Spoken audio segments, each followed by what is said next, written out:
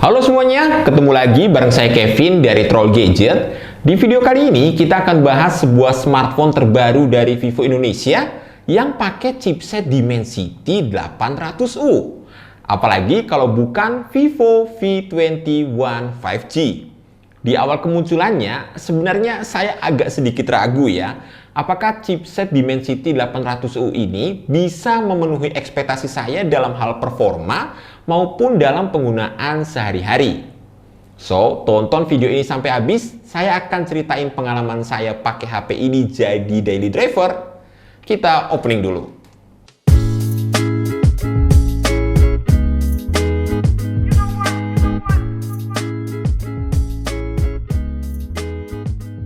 Oke, pertama kita bahas dulu mulai dari segi desainnya.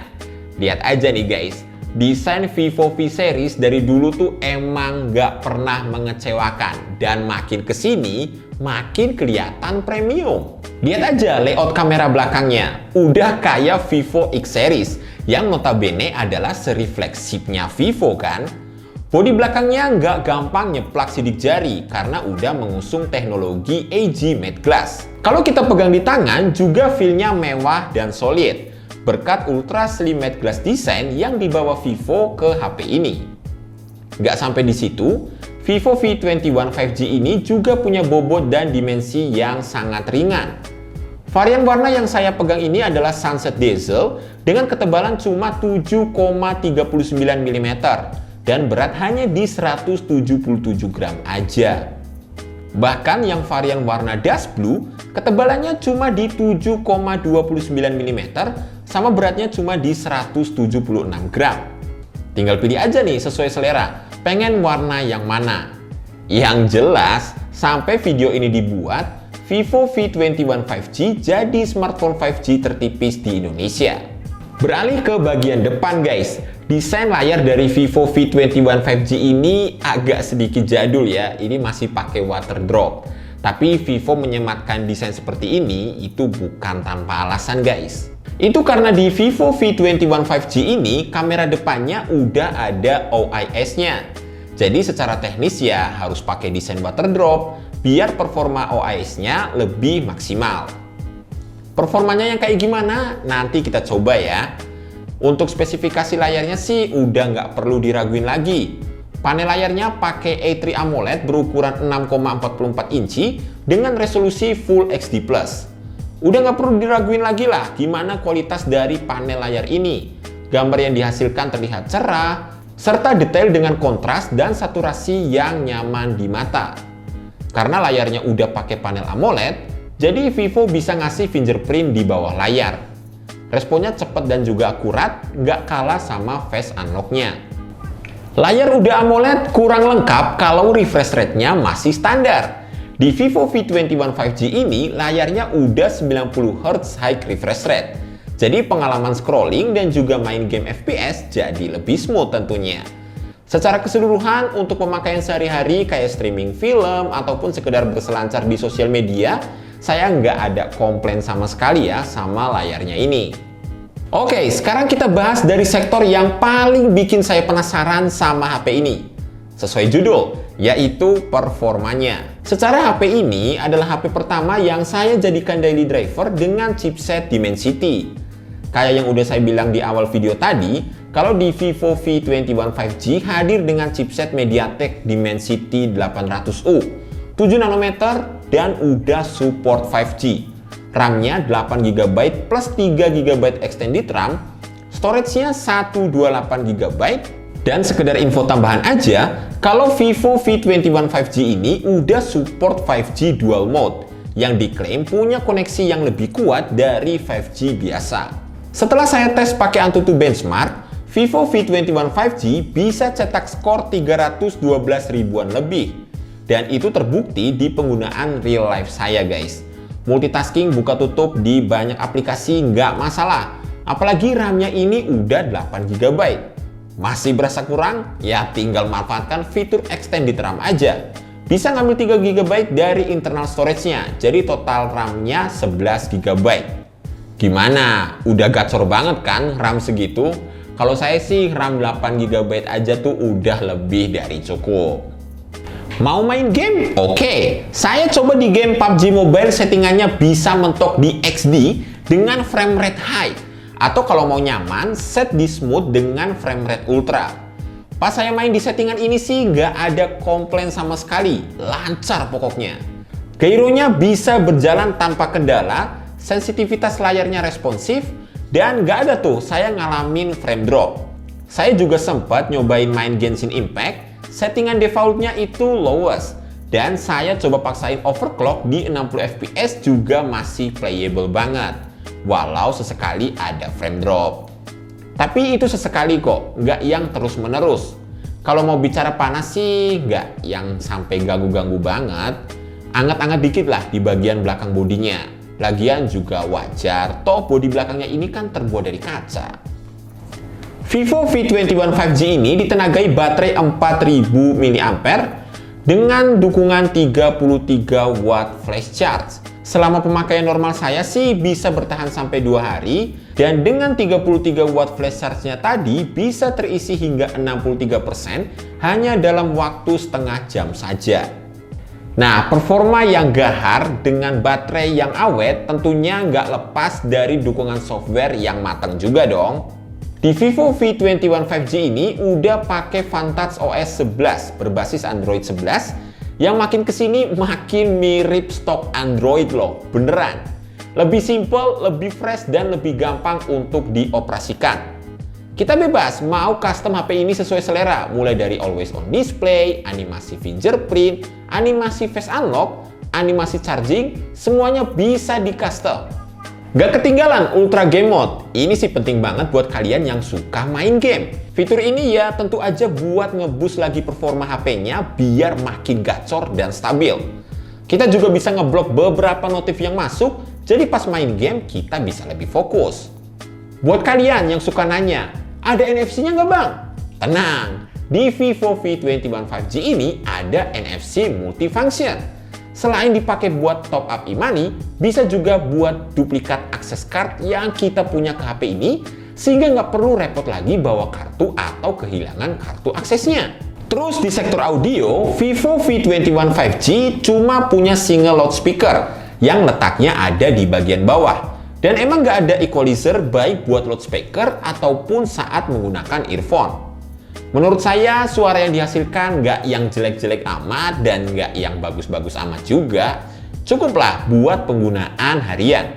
Silahkan kalian nilai sendiri deh.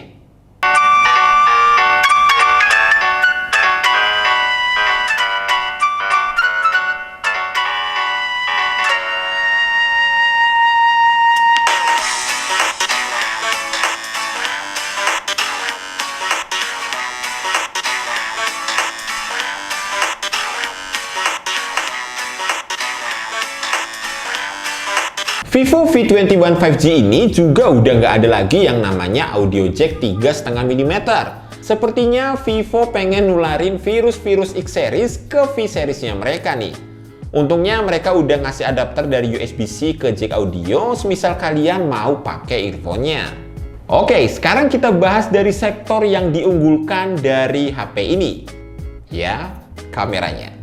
Konfigurasi kameranya terdiri dari kamera utama 64 megapiksel f1.8 OIS night camera, 8 megapiksel f2.2 multimode kamera dengan mode super wide angle plus bokeh, serta 2 megapiksel f2.4 super makro kamera.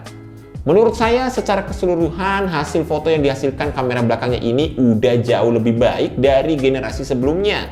Saya suka banget sama tingkat detailnya nih, khususnya pas di kondisi cahaya yang mendukung. Tone warna yang dihasilkan khas Vivo banget, vivid dan juga akurat seperti apa yang saya lihat. Saya juga agak kaget dengan dynamic range yang dihasilkan oleh lensa utama dan lensa ultrawide-nya. Rasanya nggak jomplang, mirip banget, hampir nggak ada bedanya. Nggak kayak HP dari brand kompetitor yang antara lensa utama dan lensa ultrawide-nya itu jomplang banget. Kesannya lensa wide-nya tuh cuma pelengkap aja gitu. Nice Vivo.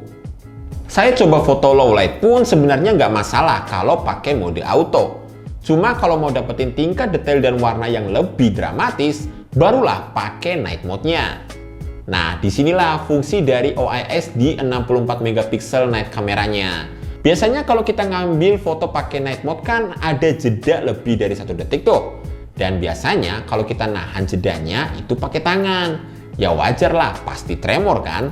Nah, OIS-nya ini itu ngebantu kita buat ngejaga lensanya biar tetap stabil. Jadi hasil fotonya pun nggak ngeblur alias gagal fokus gara-gara kita tremor tadi. Kan gak enak banget, udah jedanya lama, yang difotoin udah pegel, hasilnya malah ngeblur. Ngeselin nggak tuh? Mode malamnya juga tersedia efek yang bikin foto night mode kita jadi anti mainstream. Ada black and gold, blue eyes, green orange, sama cyberpunk. Sementara untuk kamera depannya, Vivo V21 5G punya 44 megapiksel OIS Super Night Selfie kamera f2.0 yang juga dilengkapi dengan AI autofocus. Ada 2 mode pencahayaan nih buat kalian yang suka khawatir kalau mau selfie pas kondisi low light. Bisa screen flash yang dinamain aura, dan ada juga mode spotlight di mana ada 2 LED yang nyala di atas layarnya ini, di sebelah kanan dan juga kiri. Ditambah lagi ada OIS-nya juga, jadi selfie di kondisi kurang cahaya sih udah aman banget. Buat hasilnya gimana? Saya pribadi nggak kecewa sama hasil kamera depannya. Mau di kondisi cahaya yang proper oke, mau di low light juga oke. Sama lah kayak kamera belakangnya. Detailnya ini terhitung tinggi untuk sebuah foto yang dihasilkan dari kamera depan. Nggak perlu takut nggak fokus karena udah ada AI autofokusnya. Dan warna yang dihasilkan juga vivid. Dari segi video, Vivo V21 5G bisa record 4K 30 fps, 1080p 60 fps, dan 1080p 30 fps untuk kamera depan dan juga kamera belakangnya. Untuk kamera belakang, resolusi 4K 30 fps-nya ini terhitung stabil karena biasanya di HP-HP mid-range di kelasnya yang nggak punya OIS, 4K 30 fps-nya itu nggak sestabil punyanya Vivo V21 5G ini. Paling kalau mau stabil ya di 1080p 30 atau 60 fps. Bisa dilihat, apalagi pas saya aktifkan fitur anti-shake-nya, jadi makin stabil lagi. Untuk video kamera depan, terhitung stabil juga untuk resolusi 4K 30 fps. Cocok banget buat kalian yang suka ngevlog, karena kualitas footage-nya terhitung bagus. Nggak perlu diedit lagi dan bisa langsung diupload. Cuma emang kalau kalian mau lebih stabil lagi footage-nya sih, kalian bisa aktifkan fitur steady face-nya ini, tapi ya resolusinya drop ke 1080p 30 fps. Terus ada lagi nih yang namanya fitur dual view. Nah ini nih kayak yang udah saya jelasin di Instagram Troll Gadget kemarin ya, yaitu kamera depan dan kamera belakangnya yang bisa nge-record secara bersamaan. Ada yang kiri kanan begini, dan ada yang picture in picture kayak begini. Oke, kesimpulannya, smartphone ini tuh ditujukan buat teman-teman yang suka ngeksplor kamera dalam sebuah smartphone. Resolusi kamera depan dan belakangnya gede, OIS juga ada di kamera depan dan belakang, night mode di kamera depan sama belakangnya juga memuaskan banget. Apalagi, 2 LED flash di depannya ini sangat-sangat membantu sih buat kalian yang suka selfie di kondisi low light. Kalau ada budget 5 jutaan sih, ya nggak salah ambil HP ini. Buat sesekali main game juga nggak masalah. Baterainya emang standar sih 4000 mAh, tapi kan ngisinya cepet. Dan yang paling penting buat harian adalah bodinya ini nih yang slim banget.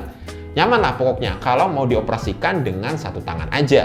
Dan ya, sekian aja yang bisa saya bagikan untuk Vivo V21 5G ini. Thanks banget buat teman-teman yang udah nonton mulai dari awal hingga selesai. Jangan lupa like video ini, subscribe buat yang belum, dan tekan tombol loncengnya.